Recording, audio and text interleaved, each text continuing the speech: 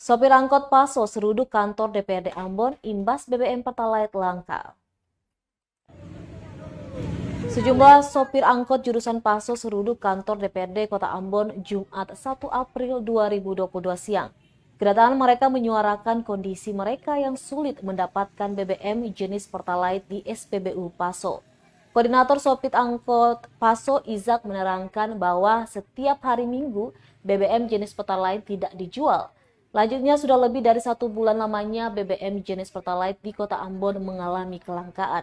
Hal ini tampak dari panjangnya antrian pada sejumlah SPBU di Kota Ambon.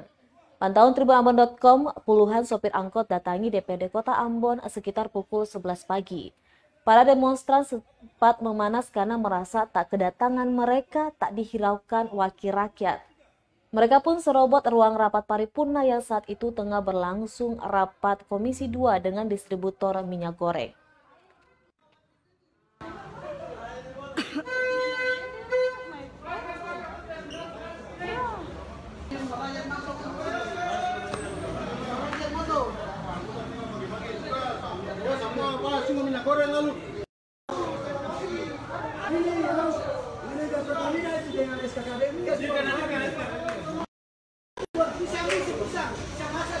Mari. Oh, sebentar.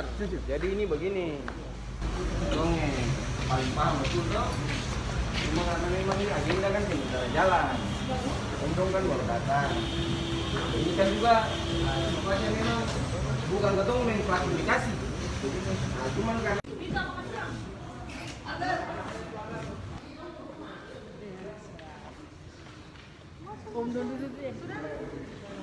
Terima kasih sudah nonton. Jangan lupa like, subscribe, dan share ya.